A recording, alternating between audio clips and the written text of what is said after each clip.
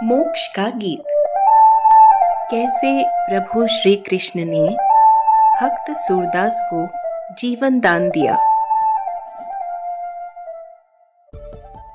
सूरदास एक अंधे कवि थे जिनकी आत्मा भक्ति की ज्योति से प्रज्वलित थी।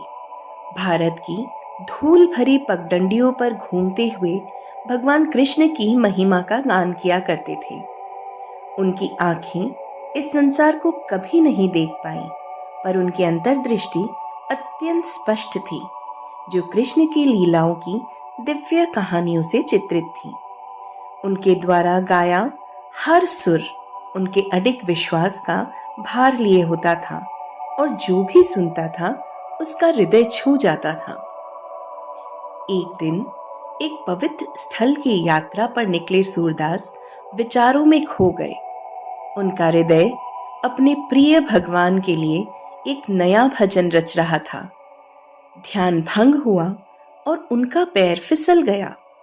वे लंबे घास से छिपे एक गहरे कुएं में जा गिरे और उनके शरीर में दर्द फैल गया। घना अंधकार उनकी जन्मजात अंधता जैसा था, पर इस बार उसमें निराशा का भार भी जुड़ गया। सूरदास ने मदद के लिए पुकार लगाई। उनकी आवाज पत्थर की दीवार से टकराकर गूंजने लगी। कई घंटे बीत गए, लेकिन कोई नहीं आया।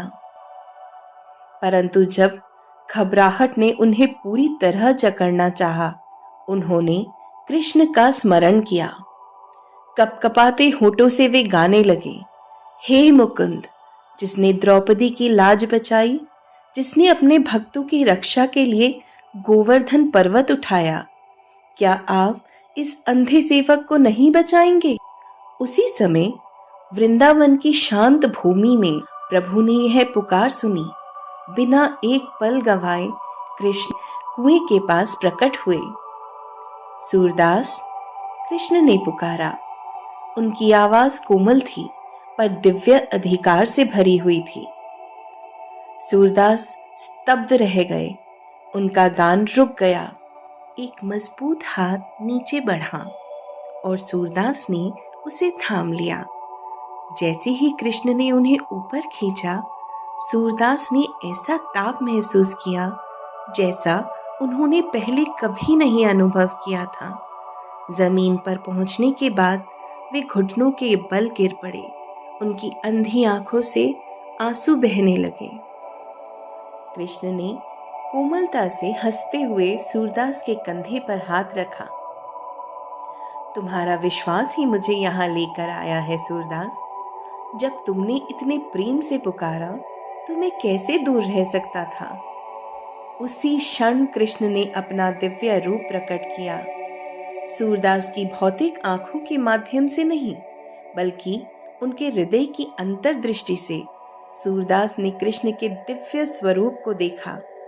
मोर पंख से सजे शरारती मुस्कान के साथ और उनके हाथों में बांसुरी। यह दृश्य उन्हें असीम आनंद से भर गया और वे कृतज्ञता से रोने लगे। मेरे साथ रहिए प्रभु, सूरदास ने निवेदन किया। कृष्ण ने सिर हिलाया। मैं हमेशा तुम्हारे साथ हूँ सूरदास। तुम्हारे गीतों में, तुम्हारे हृदय में। तुम्हें मुझे अपनी आंखों से देखने की आवश्यकता है क्या?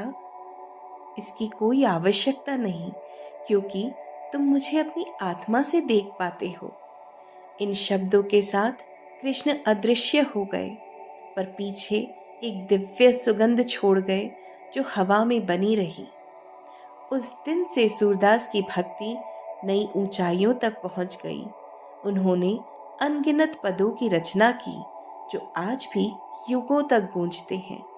हर पद उनके अडिग विश्वास और प्रभु की असीमता का प्रमाण है।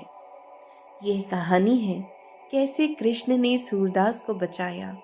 यह हमें याद दिलाती है कि दिव्य कृपा हमेशा हमारी पहुंच में है, हमारे सबसे अंधकारपूर्ण क्षणों में है।